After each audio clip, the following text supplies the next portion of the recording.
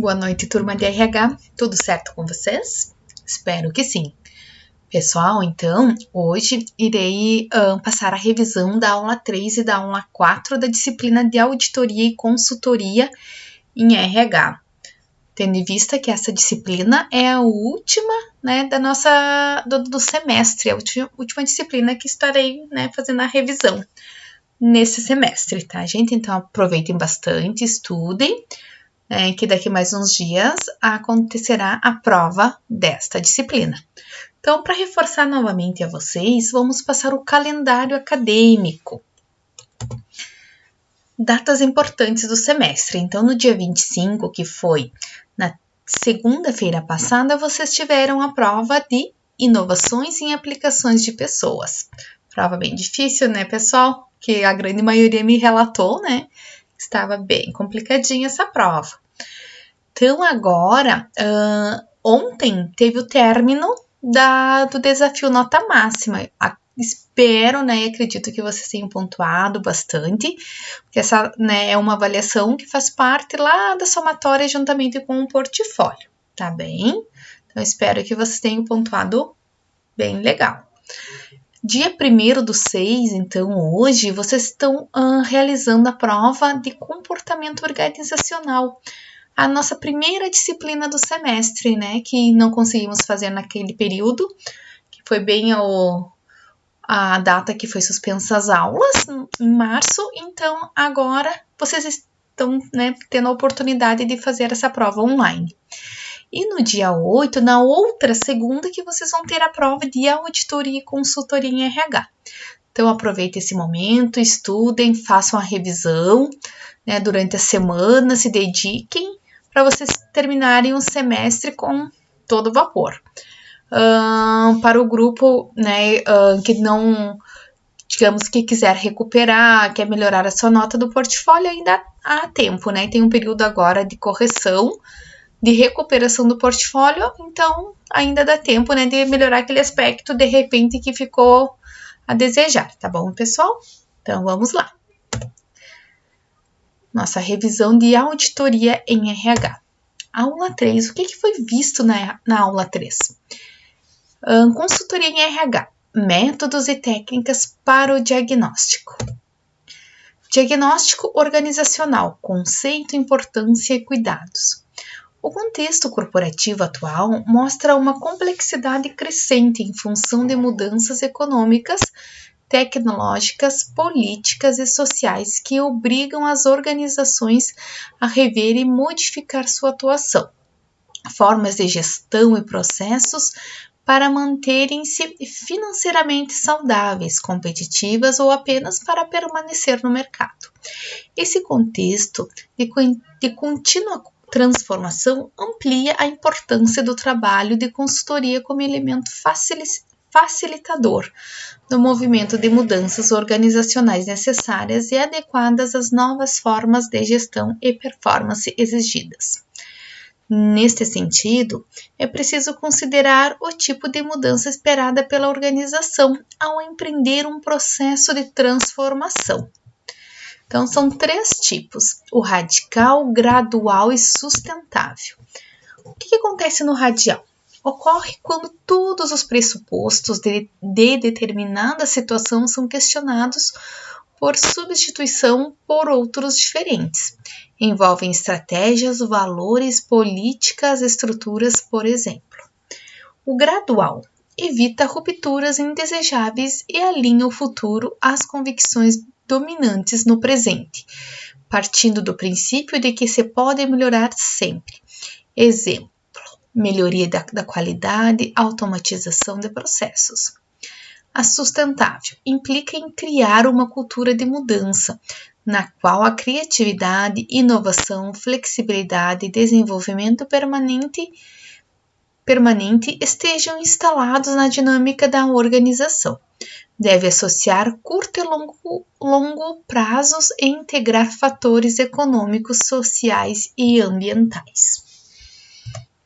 Existem algumas formas de compreender o significado de diagnóstico organizacional, Tomando o senso comum, a palavra nos remete à noção de que há problemas de saúde e de que o diagnóstico deve ser realizado por um profissional especializado, como médicos, psicoterapeutas, pedagogos, assistentes sociais, partindo da identificação do problema a partir de sintomas para posterior prescrição, tratamento. Assim, pode-se entender o diagnóstico organizacional como processo de diagnose aplicado às organizações. Embora seja tecnicamente correto, alguns especialistas sugerem suprimir o uso da palavra diagnósticos e substituí-la por avaliação ou levantamento de informações, evitando a conotação negativa de doença.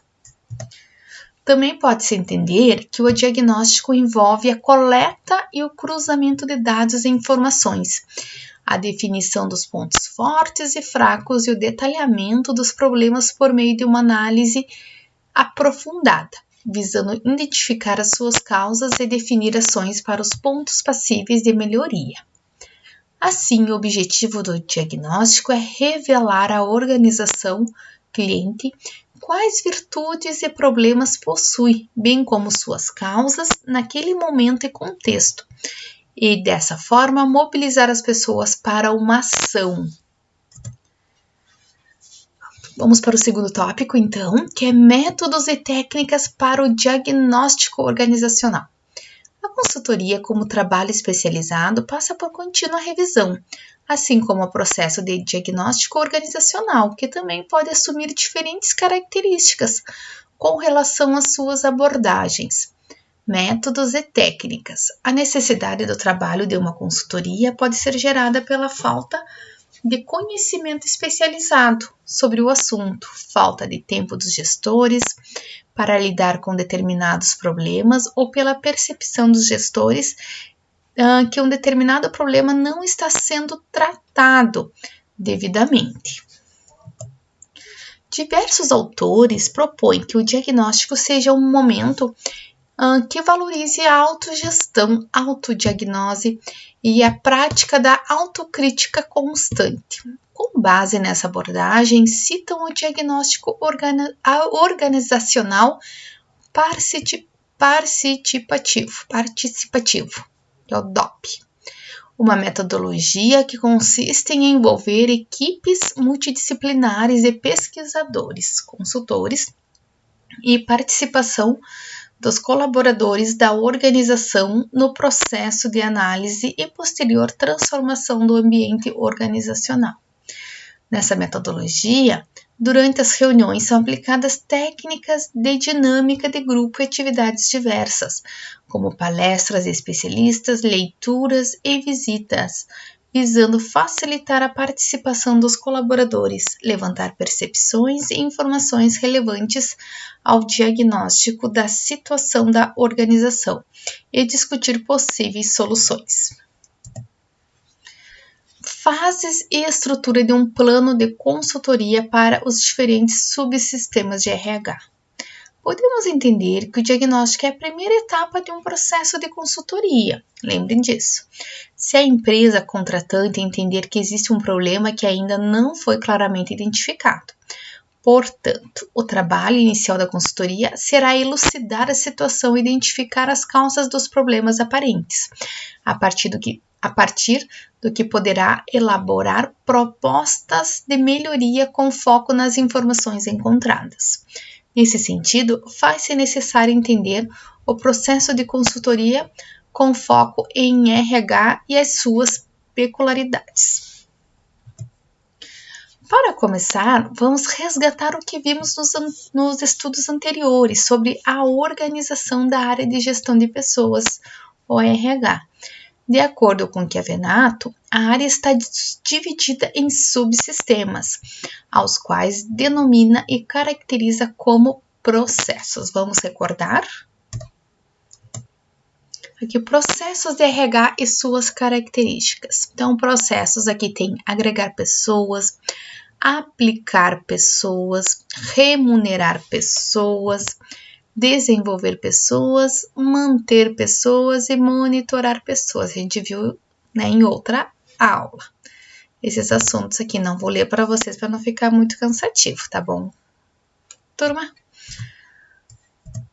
A partir dessas informações, é possível concluir que a atuação da área de gestão de pessoas é ampla, ocupando-se de aspectos variados da vida laboral, que vão desde a contratação de novos colaboradores e sua remuneração, até seu desenvolvimento e cuidados com sua saúde, segurança e bem-estar. Assim também é o processo de consultoria, pois pode ser aplicado a qualquer um dos subsistemas da gestão de pessoas em uma organização. Portanto, pode ser focado em um dos subsistemas, recrutamento e seleção, por exemplo, ou abranger todos eles em conjunto, como em uma reestruturação das políticas e práticas de RH. O que define o foco da atenção de um trabalho de consultoria é a troca de informações com a organização, no sentido de identificar e definir a abrangência e a profundidade do processo. Dentre outros aspectos, de acordo com os objetivos da organização. Esse alinhamento deve ser feito já na fase de diagnóstico, como vimos anteriormente. Reforçando essa ideia, vamos retomar o conceito de consultoria organizacional apresentado por Oliveira. É um processo interativo de um agente de mudanças externo à empresa ou ao sistema considerado, o qual assume a responsabilidade de auxiliar os executivos e profissionais da referida empresa nas tomadas de decisões, não tendo, entretanto, o controle direto da situação. É importante sinalizar que um processo de consultoria pode ser desenvolvido por consultores que assumem diferentes vínculos com a instituição, o que influencia sua atuação. De acordo com Orlicação, preste bem atenção que isso aqui é questão de prova. Diferentes vínculos entre consultores e organizações. Consultor autônomo, o que é? É um profissional qualificado para atuar em um determinado projeto de forma independente, não vinculado a uma estrutura organizacional.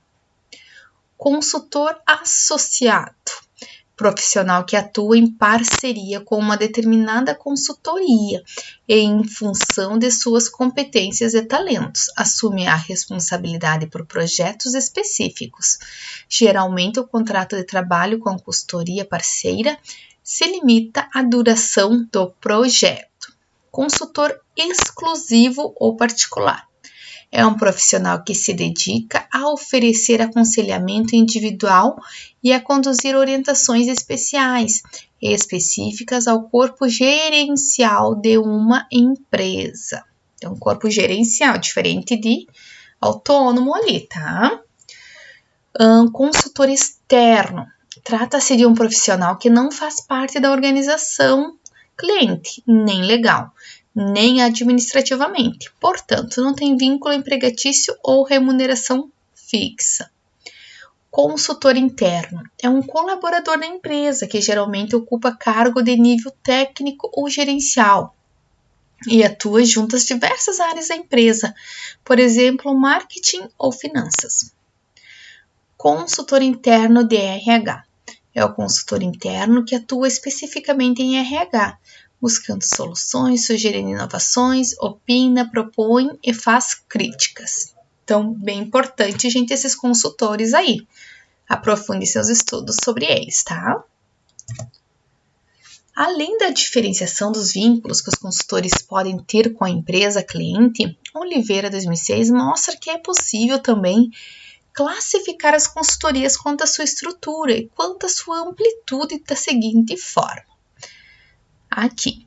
Então, estrutura pode ser consultoria de pacote realizada por meio de transferência de fortes estruturas de metodologias e técnicas sem a preocupação de otimizar a adequação à realidade atual ou espera, para a empresa cliente. Consultoria artesanal é aquela que desenvolve projetos baseados em metodologia e técnicas especificamente estruturadas para a empresa cliente. A amplitude pode ser, então, consultoria especializada. É aquela que atua em um ou poucos assuntos dentro de uma área do conhecimento. Consultoria total é aquela que atua em praticamente todas as atividades da empresa cliente. Consultoria globalizada é aquela que consolida serviços em empresas globalizadas e que atua em diferentes países. Nesse caso, a amplitude se refere apenas à questão territorial, tá, gente? Aqui por questão de mais curiosidade, tá? Então, análise dos resultados e elaboração de propostas em consultoria em RH. Com relação à pesquisa quantitativa, é mais indicada quando o objetivo é obter dados como quantidade e frequência com que um determinado fato ocorre. Essas informações podem ser obtidas através de aplicação de técnicas como questionários com perguntas fechadas, pesquisa de clima organizacional, satisfação com o trabalho, consulta a relatórios de índices, rotatividade, absenteísmo, produtividade, levantamento de registros de avaliação, de treinamento, de desempenho. Esses dados devem ser organizados, tabulados e apresentados através de planilhas, tabelas e gráficos utilizando o software Excel, como é, por exemplo.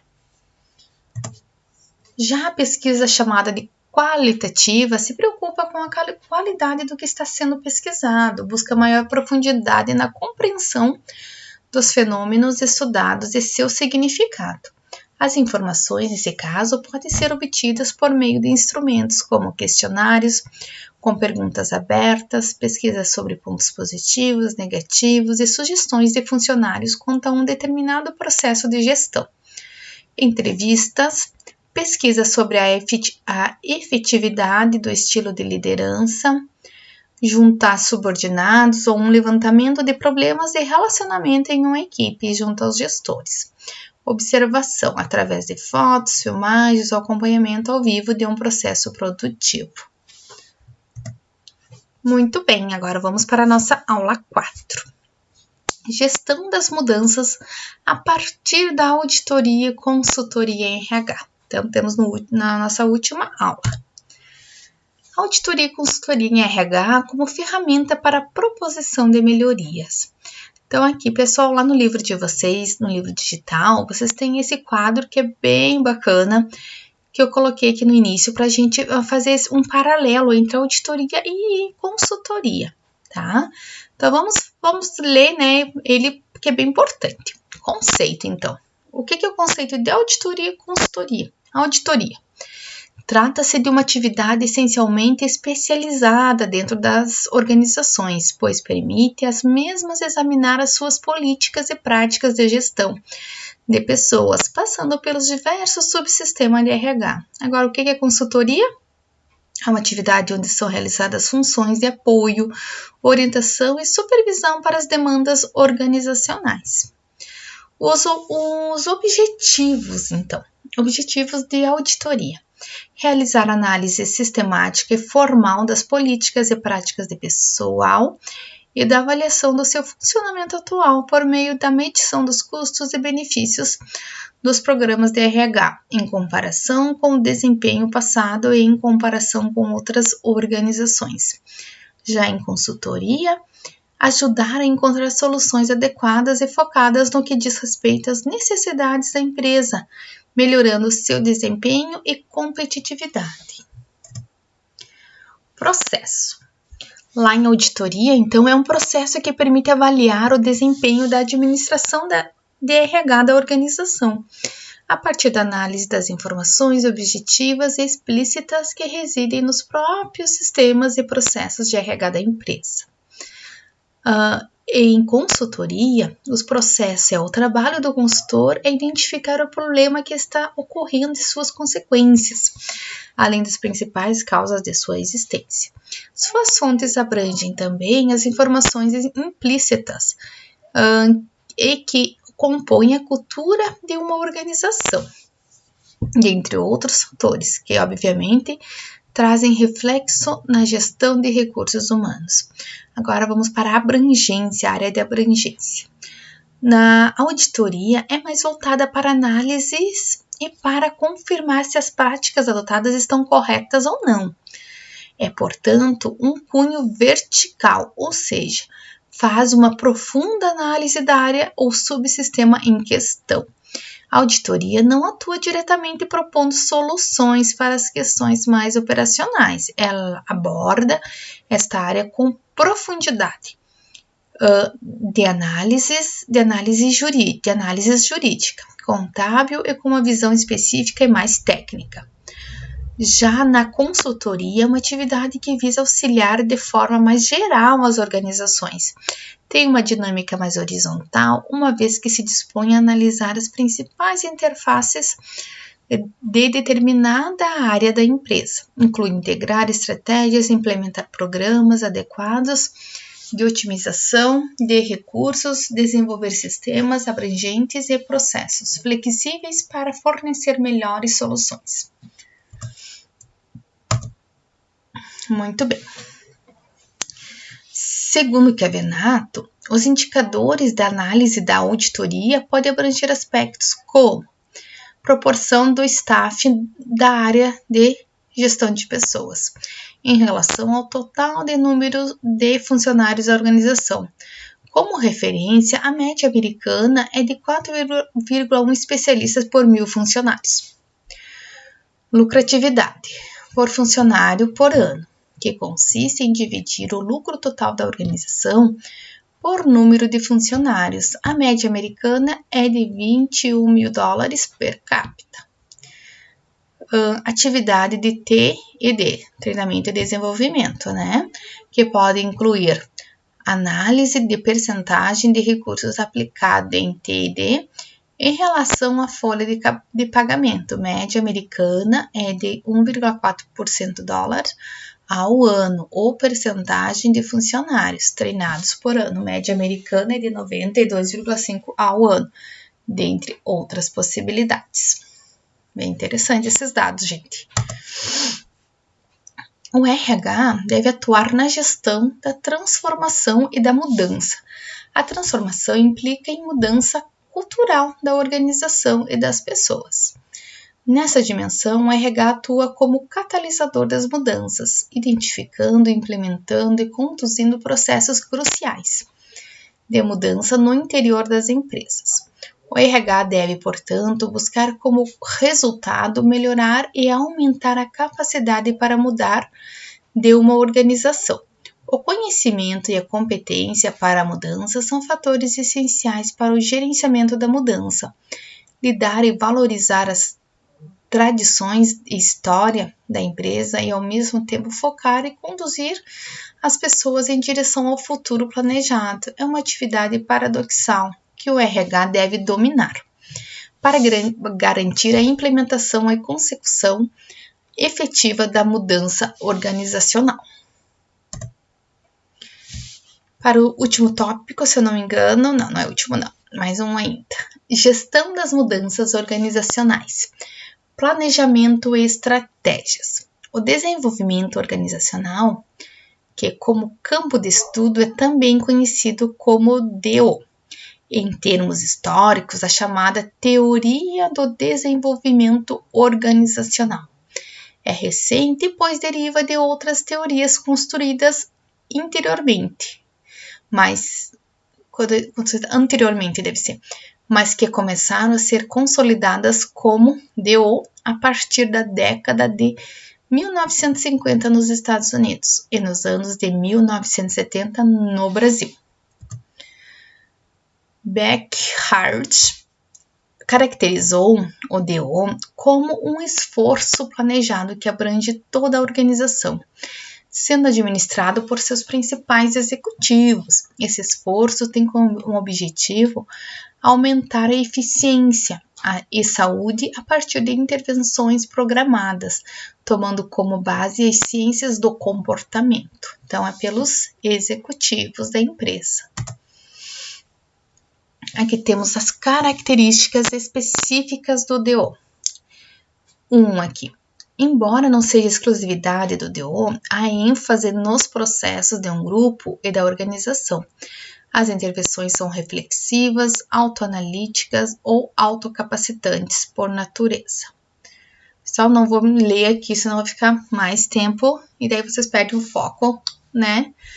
Prefiro que vocês leiam com calma em casa, né? Em casa novamente, né? Lá no livro digital de vocês, tá? Ou aqui nessa revisão mesmo, senão eu vou ficar só lendo para vocês aqui, tá? Vou passar aqui para não demorar muito. Planejamento das ações preventivas a partir da auditoria e consultoria em RH. Benefícios que a auditoria em RH pode trazer para a organização. Vamos lá ver os benefícios, então. Encorajar os gestores a examinar todo o sistema de gestão de pessoas, proporcionar um estímulo para a mudança organizacional, promover a ideia de que todos os gerentes e líderes são gestores de pessoas, colocar a área de gestão de pessoas em uma perspectiva de fornecedora de serviços e parceira do negócio da empresa, programar períodos de avaliação do valor das práticas de gestão de pessoas da empresa, avaliar a contribuição das práticas de gestão de pessoas para a organização, apoiar os esforços de gestão da qualidade total. Bem legal isso, né, gente? Esse quadro. Podemos identificar o que chamamos de ações preventivas a serem empreendidas pelos profissionais envolvidos na gestão de pessoas, sejam eles auditores internos ou externos, ou consultores internos ou externos. Aqui cabe uma diferenciação importante. As ações corretivas, geralmente originadas de processos de consultoria e auditoria, visam tratar das causas de um problema para que ele não se repita. Já as ações preventivas têm alcance mais efetivo, pois são aquelas que visam impedir o surgimento de um problema que ainda não se concretizou. Então, com certeza, né? Se a gente for optar entre uma e entre outra, as ações preventivas, né, são bem melhor, né, do que ações corretivas, né, para você estar corrigindo um erro que você cometeu, né, e as ações preventivas não, para você evitar que aconteça erros, tá, pessoal? Então, finalizei aqui, então, a nossa revisão, então, da nossa última disciplina do semestre, né? Deixo para vocês essa mensagem, para vocês pensarem, refletir. Cada pessoa é aquilo que crê, fala do que gosta, retém o que procura, ensina o que aprende, tem o que dá e vale o que faz. Muito lindo isso, né? Quando eu li, assim, achei bem importante, né? A gente refletir um pouquinho, né, sobre a gente, né, o que a gente tá fazendo aí para as pessoas ao nosso redor, no nosso trabalho, na nossa família. Então, bem bacana também, né, ter esse tempinho pra gente ter uma reflexão sobre o que estamos fazendo da nossa vida. Pessoal, então, daqui a pouquinho encontro vocês lá na nossa nova ferramenta, no Teams, tá? Entre lá, vamos conversar um pouquinho. Sei que hoje vocês estão em prova, não quero tomar o tempo de vocês, mas vamos entrar lá só para dar um oi, né? E já, né, assistam um vídeo, revejam o outro conteúdo da aula 1, da aula 2, que tá lá no YouTube, né? Tem um link, ou entram lá direto no meu canal, que tá lá a revisão da aula 1, da aula 2 dessa disciplina. E hoje a aula 3 e a aula 4, tá? Então, é só vocês reverem esses conteúdos, ler o material de vocês, que vocês estão aptos para fazer a prova na próxima semana. Tá bom, gente? Beijos, até daqui a pouquinho. Tchau, tchau.